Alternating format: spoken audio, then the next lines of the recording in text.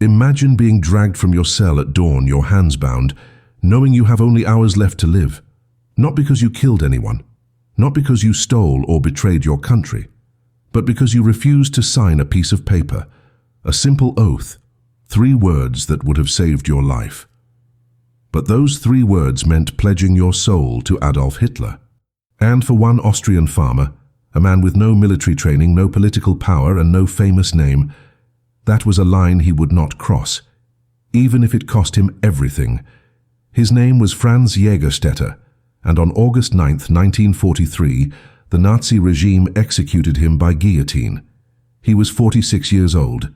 This is the story they buried, the story of the most dangerous man in the Third Reich. Not a general, not a spy, but a farmer who said no. Austria, 1938. The world is watching as Nazi Germany swallows the small Alpine nation in what history will call the Anschluss. Tanks roll through Vienna, swastikas hang from every building. The Austrian people, for the most part, cheer. Adolf Hitler, himself born in Austria, returns home as a conquering hero. Parades flood the streets. The propaganda machine roars to life. And in the countryside, in a small village called St. Radegund, nestled in the mountains near the German border, life continues as it always has.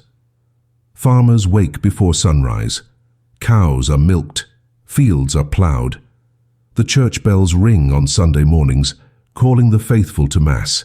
This is a world of tradition, of routine, of faith. Franz Jägerstätter is one of those farmers. He is not extraordinary. He has a wife, Franziska, and 3 young daughters. He works the land his family has worked for generations. He is quiet, thoughtful, deeply religious.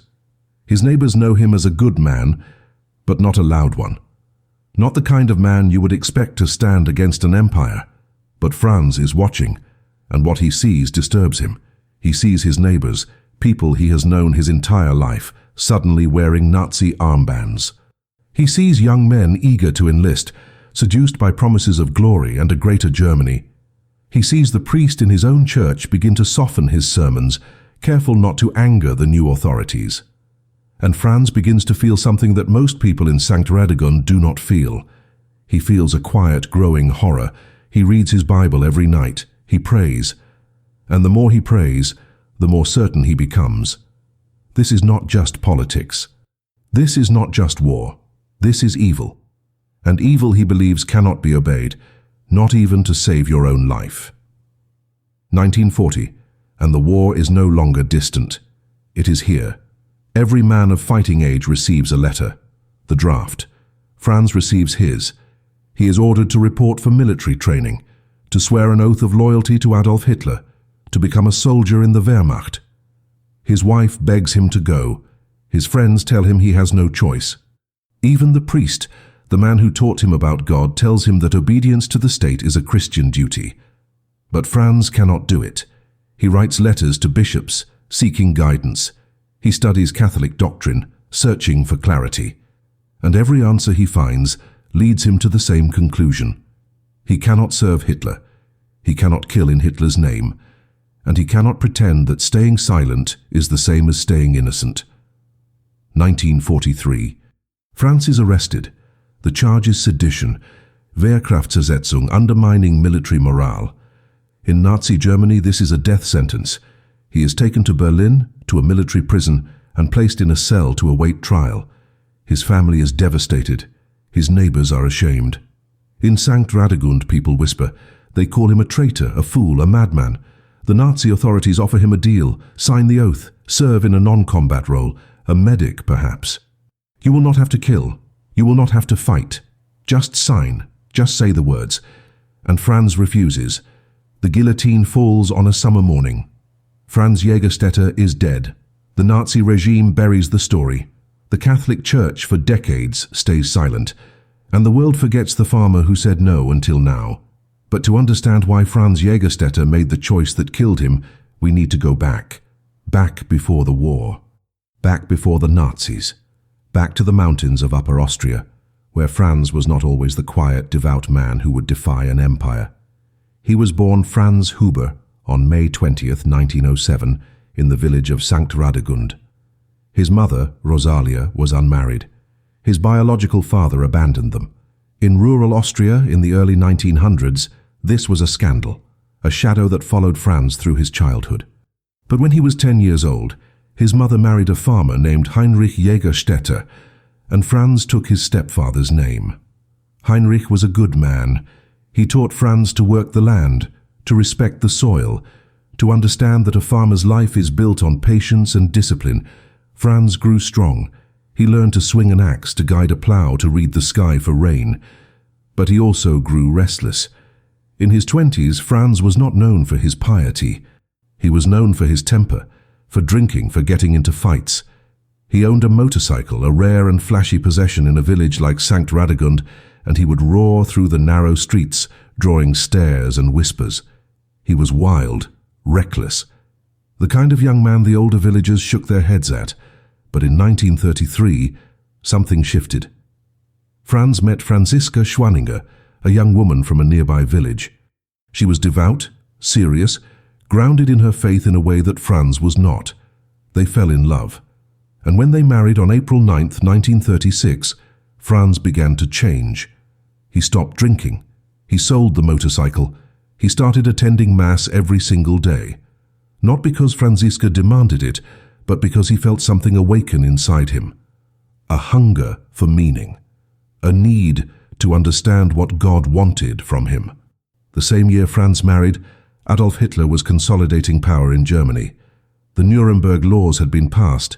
Jews were being stripped of citizenship. The world was watching, but most of Europe chose to look away. Austria, still independent, was fracturing. Some Austrians were loyal to their small republic. Others dreamed of unification with Germany. And in March of 1938, that dream became reality. German troops crossed the border.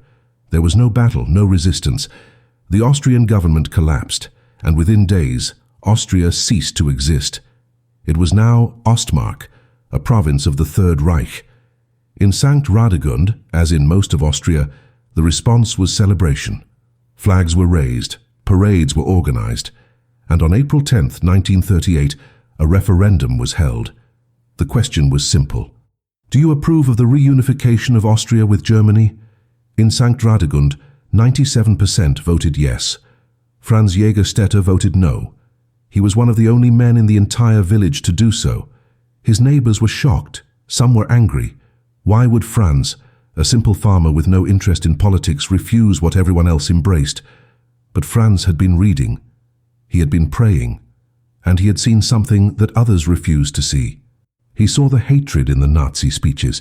He saw the violence against Jews in the streets of nearby towns. He saw young men returning from Germany, drunk on propaganda, talking about racial purity and Lebensraum and the destiny of the Aryan race. And Franz believed with absolute certainty that this was not from God. This was from something darker. The world around him was closing in. And Franz Jägerstätter, the wild young man who once lived for thrills and fistfights, was about to discover that the hardest battle is not fought with fists. It is fought alone, in the silence of your own conscience, when everyone you love is begging you to surrender. 1939. The war begins.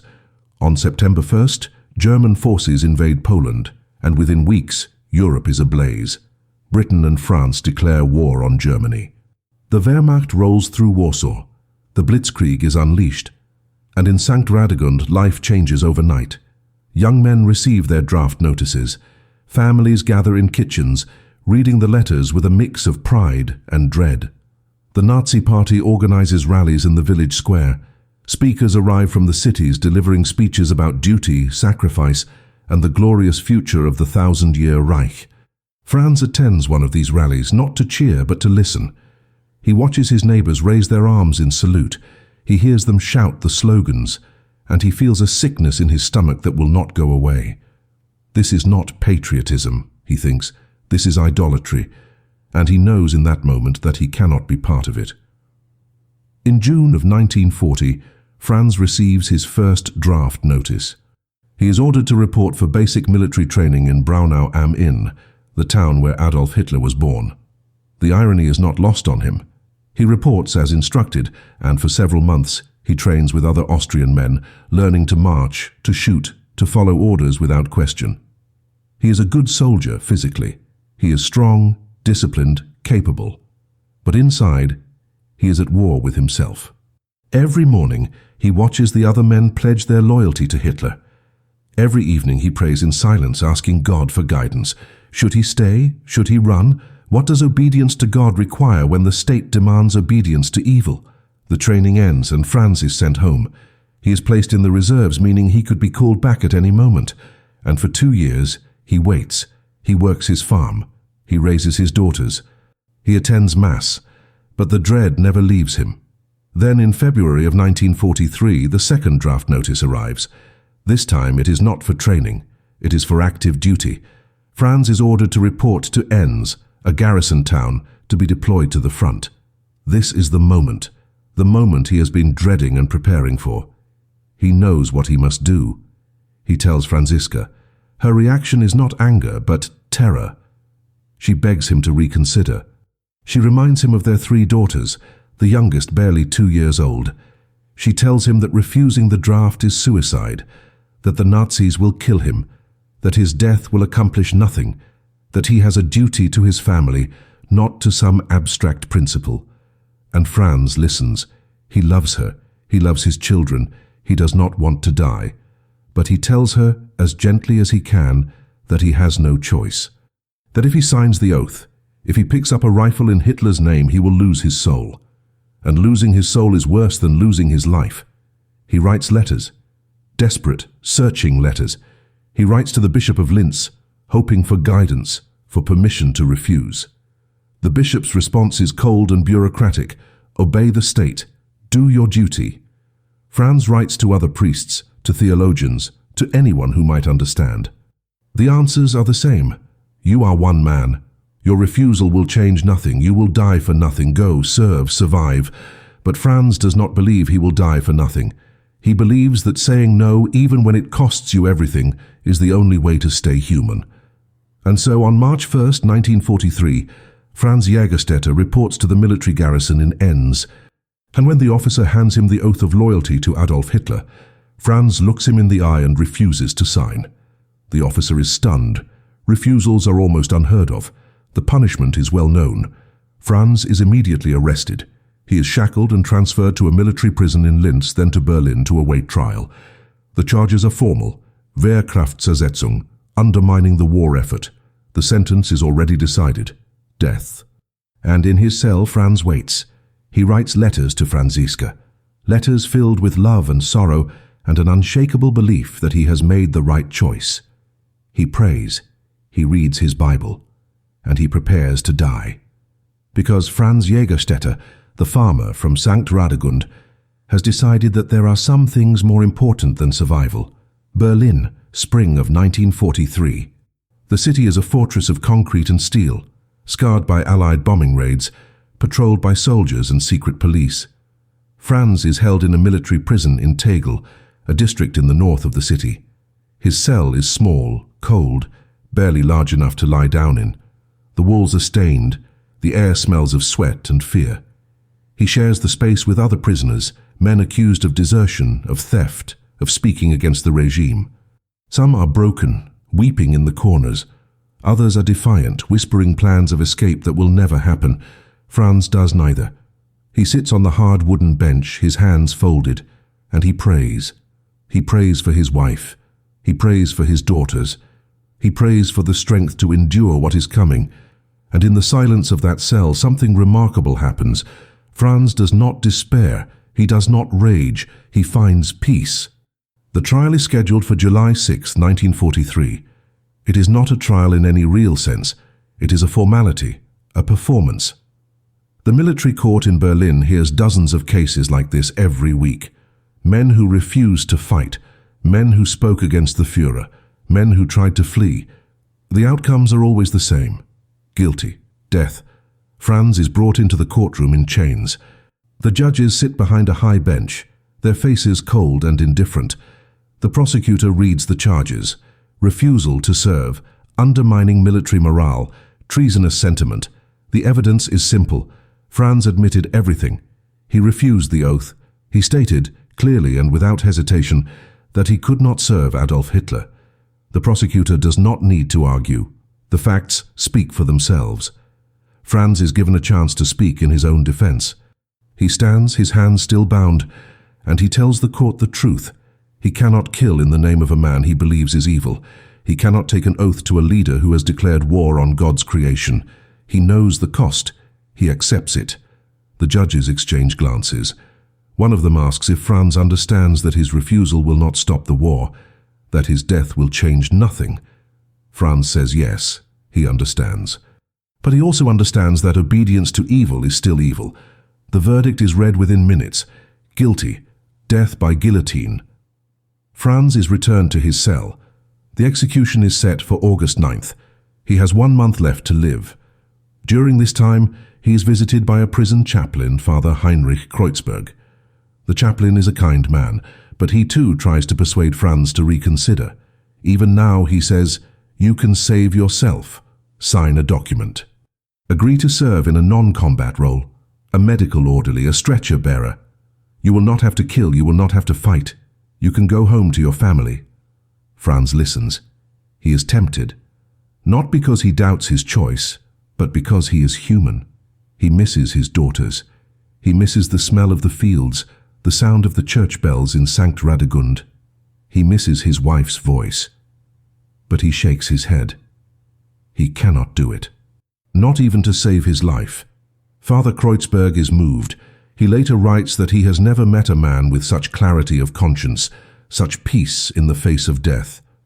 Franziska is allowed to visit.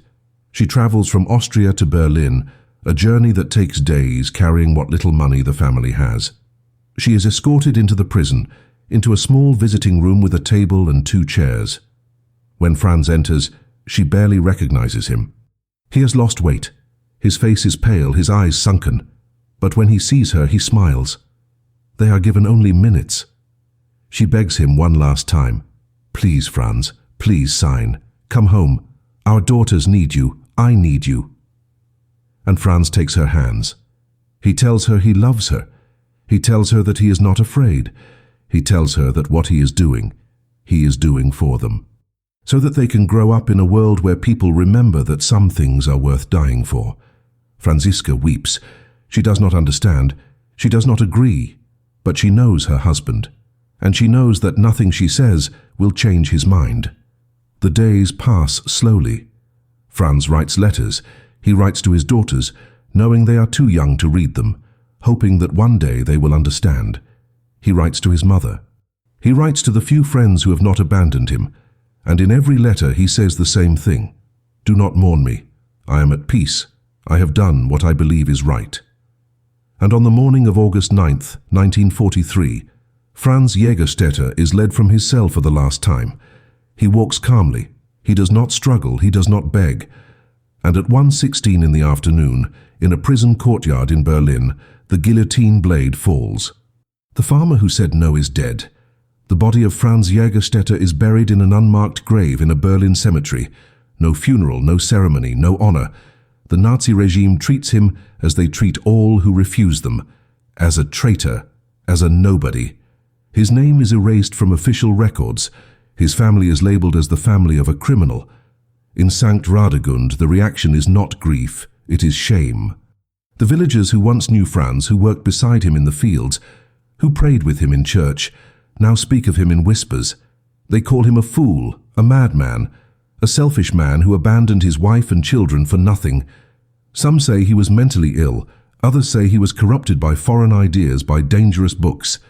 The priest who once baptized him, who married him to Franziska, now stands in the pulpit and warns the congregation about the sin of disobedience. Franz is not mourned, he is condemned, and Franziska is left alone, a widow with 3 young daughters and no means of support, living in a village that blames her husband for embarrassing them. The Nazi government does not stop with execution. They punish the family. Franziska loses her widow's pension. Normally, the wives of fallen soldiers receive financial support from the state, but Franz was not a soldier. He was a traitor. His family is entitled to nothing. The farm struggles. Franziska works herself to exhaustion, trying to care for the animals, the crops, the children. Neighbors who once helped now turn away.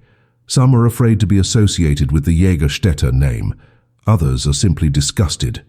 In the small world of St. Radegund, Franz's decision has made his family untouchable. His daughters grow up hearing their father called a coward. They are bullied in school. They are excluded from village events. And Franziska, heartbroken and exhausted, wonders if Franz was right, if his death meant anything at all, or if he simply threw his life away for a principle that no one else believed in. The war grinds on. 1944. 1945. The Third Reich, once unstoppable, begins to crumble. The Allies land in Normandy. Soviet forces push west. German cities are leveled by bombs. And in May of 1945, Adolf Hitler kills himself in a bunker in Berlin, and the war in Europe ends. The Nazi regime collapses. The camps are liberated. The world sees the full horror of what Franz saw years earlier. The genocide, the death factories, the industrialized murder of millions. And slowly, painfully, the world begins to reckon with a question. How did this happen? How did an entire nation follow a madman into the abyss? And more importantly, why did so few say no? Historians will later estimate that of the millions of men drafted into the German and Austrian military during World War II, fewer than 100 refused on moral grounds. Fewer than 100. Franz Jägerstätter was one of them, and he paid with his life. But even after the war, Franz is not remembered. Austria, like Germany, is in ruins. The people are focused on survival, on rebuilding, on forgetting the horrors they witnessed or participated in. No one wants to talk about the war. No one wants to remember the choices they made, the oaths they swore, the things they saw and did nothing about. And no one wants to talk about Franz Jägerstätter, the man who refused. Because to honor Franz is to condemn everyone else. To say that Franz was right is to say that the millions who obeyed were wrong. And that is a truth too painful to face. So Franz is forgotten. His grave remains unmarked, his name is never spoken. And in St. Radegund, the villagers rebuild their homes, replant their fields, and pretend that Franz never existed. Franziska does not forget. She keeps his letters. She tells her daughters stories about their father, about his kindness, his faith, his impossible courage. But the world does not listen. The Catholic Church, which could have honored Franz as a martyr, stays silent. Church leaders argue that Franz was disobedient, that he defied lawful authority, that his actions were reckless and un-Christian. Some bishops privately admit that Franz may have been morally right, but they refuse to say so publicly. The Church, like Austria itself, wants to move on, to forget. And so Franz Jägerstätter, the man who gave his life rather than serve Hitler, is buried twice.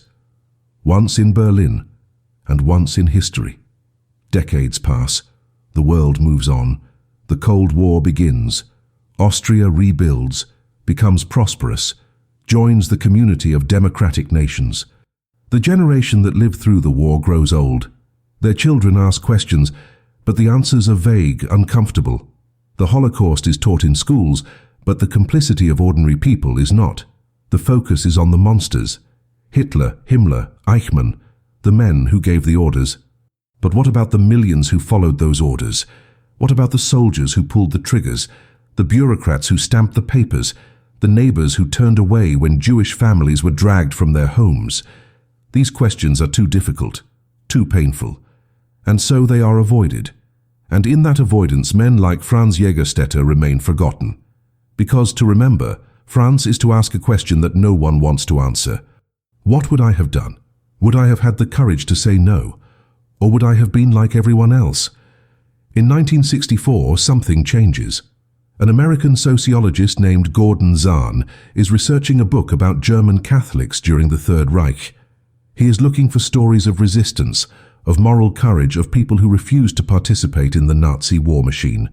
And in a small archive in Austria, he finds a reference to Franz Jägerstätter, a farmer, executed for refusing military service.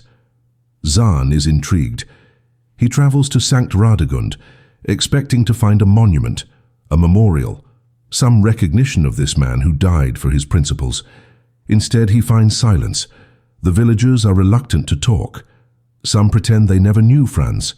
Others repeat the old accusations. He was selfish. He was crazy. He abandoned his family. But Zahn is persistent. He tracks down Franziska, now in her 50s, still living on the same farm, still caring for the land that Franz once worked. She welcomes Zahn into her home. She shows him the letters, dozens of them. Letters Franz wrote from prison, filled with love, with faith, with an unshakable conviction that he had done the right thing. Zahn is stunned. These are not the words of a madman. They are the words of a saint. He spends months interviewing Franziska, reading Franz's writings, piecing together the story. And in 1964, Zahn publishes a book titled In Solitary Witness, The Life and Death of Franz Jägerstätter. The book is a revelation. It tells the story of a man who saw evil and refused to participate, even when refusal meant death. It asks the question that the world has been avoiding. Why was Franz almost alone? Why did so few say no? The book is published in German and English. It is read by theologians, by historians, by ordinary people who are searching for examples of moral courage. And slowly, very slowly, Franz Jägerstätter begins to be remembered. Not by his village, not by the Austrian government, but by the wider world. By people who understand that heroes are not always soldiers. Sometimes they are the ones who refuse to fight. The Catholic Church begins to pay attention. In the 1970s and 80s, theologians re-examine Franz's case. They study his letters, his writings, his reasons for refusing, and they come to a conclusion that would have been unthinkable 20 years earlier. Franz was right. His refusal was not disobedience. It was obedience to a higher law, the law of conscience, the law of God. In 1997, the Diocese of Linz opens a formal investigation into Franz's life. The process is slow, meticulous, designed to determine whether Franz meets the criteria for beatification, the highest recognition the Church can give short of sainthood. Witnesses are interviewed, documents are examined, and in 2007, on the anniversary of Franz's execution, Pope Benedict XVI declares Franz Jägerstätter blessed, a martyr, a man who died for his faith. The ceremony is held not in Rome but in Linz, in the cathedral that once refused to honor him. Franziska is there. She is 94 years old, frail but clear-eyed. She has waited 64 years for this moment, for the world to acknowledge that her husband was not a fool, that his death was not in vain, that he was right. She sits in the front row, surrounded by her daughters and grandchildren, as the bishop reads the proclamation. Franz Jägerstätter is officially recognized as a witness to the faith, a man who chose God over country, a man who said no when the entire world was saying yes. And as the congregation rises in applause, Franziska weeps, not tears of sadness, tears of vindication. Her husband has finally come home. But the story of Franz Jägerstätter is not just about recognition. It is about the question his life forces us to confront, a question that every generation must answer. What do you do when the law is evil? When the government demands that you participate in injustice? When everyone around you is saying yes and the cost of saying no is your life? Franz's answer was clear. You say no, even if you are alone, even if no one understands, even if it kills you. Because there are some things more important than survival, some principles more sacred than safety. And the moment you abandon those principles, the moment you tell yourself that obedience is easier than resistance, you lose something fundamental. You lose your humanity. Franz understood this in a way that most people do not. He understood that evil does not always announce itself with horns and pitchforks. Sometimes it arrives in a uniform, with paperwork, with rational arguments about duty and order and the greater good. And if you are not vigilant, if you do not have the courage to say no, you become part of it. The letters Franz wrote from prison reveal a man who was not operating on impulse. He was not a fanatic. He was not blind to the consequences of his choice. He knew exactly what would happen. He knew he would be executed. He knew his family would suffer.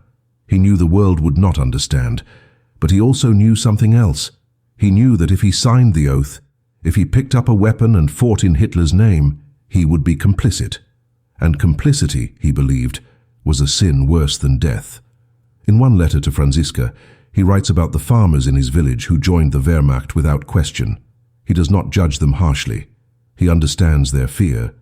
But he also writes that fear is not an excuse, that at some point every person must decide who they serve, God or Caesar, conscience or convenience.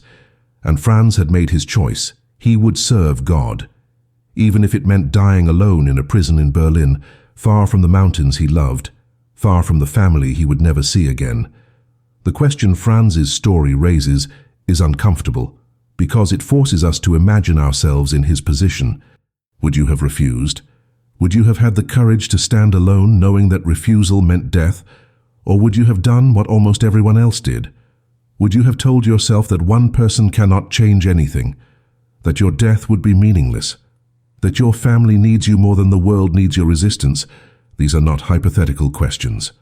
They are questions that people in every era, in every country, have had to answer. And the truth is, most people choose survival. Most people go along, not because they are evil, but because they are human, because the cost of resistance is too high, because they have families to feed, lives to protect, futures to secure. And Franz understood this. He did not condemn the men who obeyed, but he also refused to be one of them. What makes Franz's story even more remarkable is that he had no support, no network, no resistance group, no underground church telling him he was right. He was completely alone. The bishops told him to obey. The priests told him to obey. His wife, the woman he loved more than anyone, begged him to obey, and still he refused. This is the terrifying and beautiful truth of moral courage. It is almost always solitary. It is almost always misunderstood. The people who say no when everyone else is saying yes do not have the luxury of certainty. They do not know if history will vindicate them. They do not know if their sacrifice will matter. They only know that they cannot live with themselves if they stay silent, and that knowledge, that inner conviction, is enough. It has to be, because there is no one else to tell them they are right. In the decades after Franz's execution, scholars and theologians have debated his choice.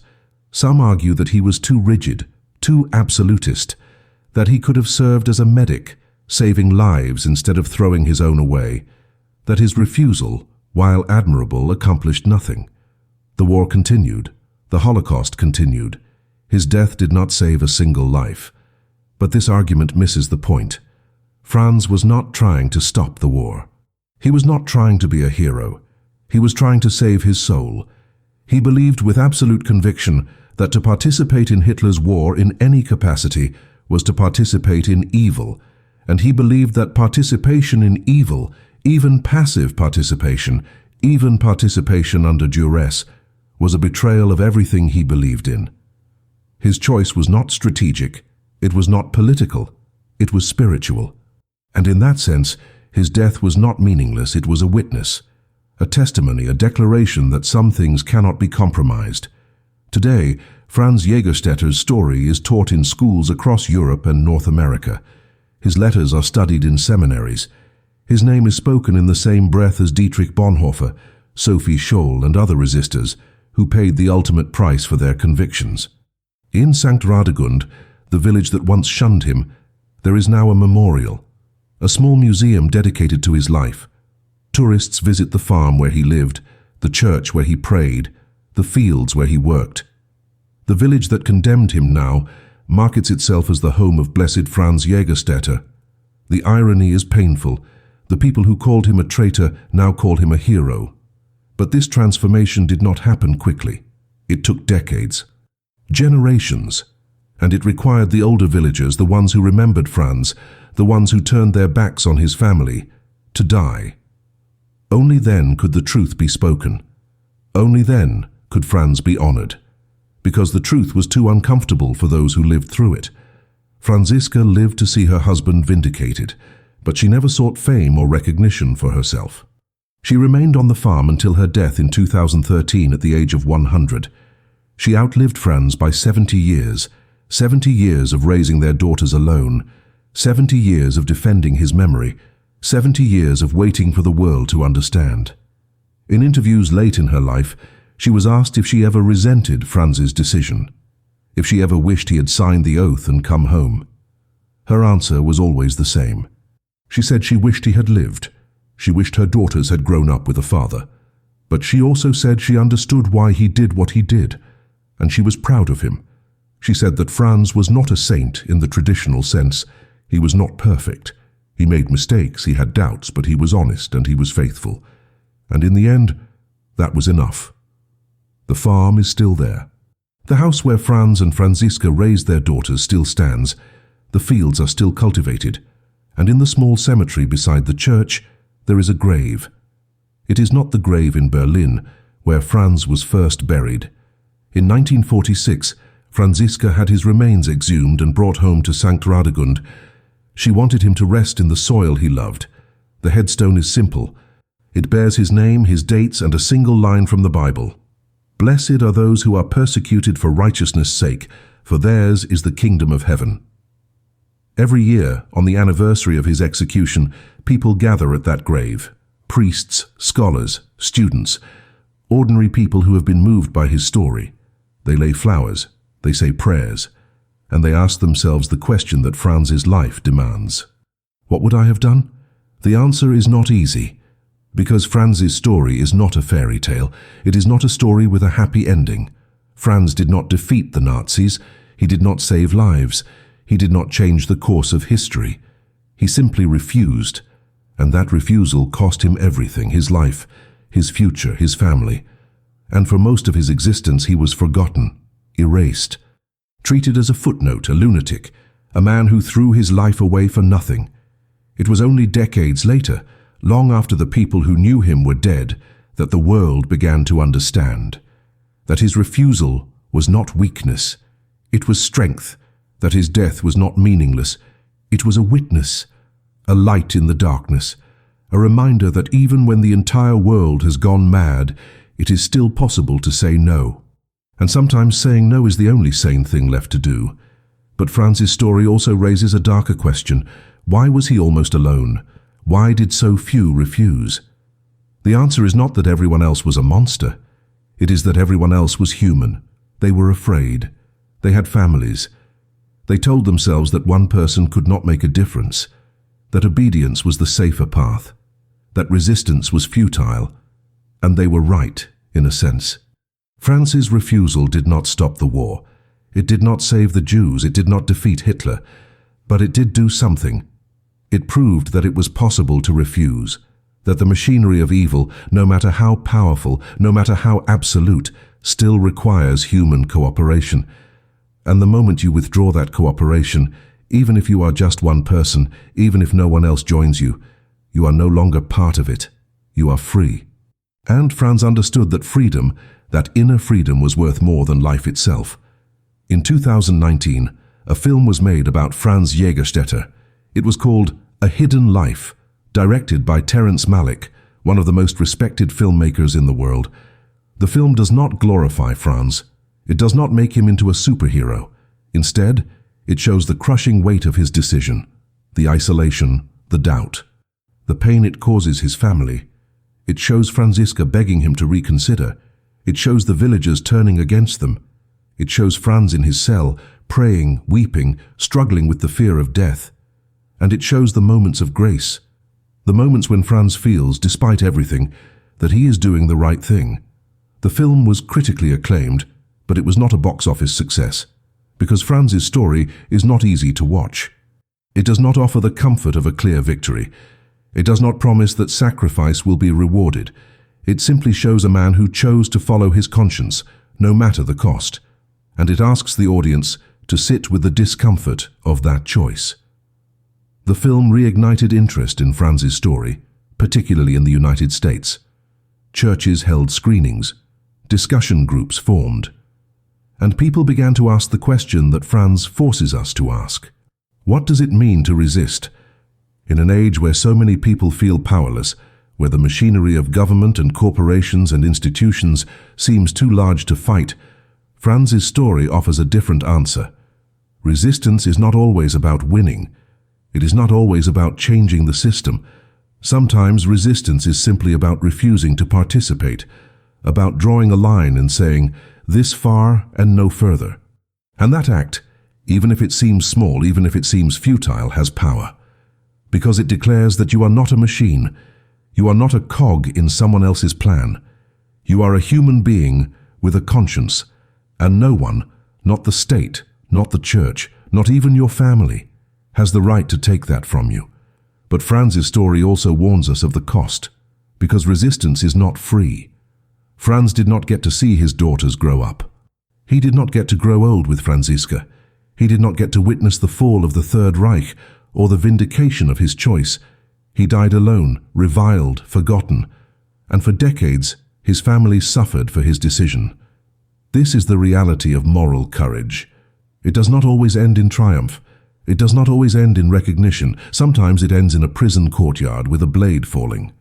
And the only consolation is the knowledge that you stayed true to yourself, that you did not betray what you believed in. For some people that is enough. For others, it is too much to ask. And Franz's story does not judge those who choose differently. It simply stands as a witness to what is possible when someone refuses to compromise. In St. Radegund today, the church where Franz prayed every morning is still standing. The wooden pews are the same, the altar is the same, and on the wall there is a plaque. It honors Franz Jägerstätter, martyr, blessed, witness to the faith. The plaque was installed in 2007, after his beatification. Before that, there was nothing. For 64 years, the church where Franz worshipped did not acknowledge him.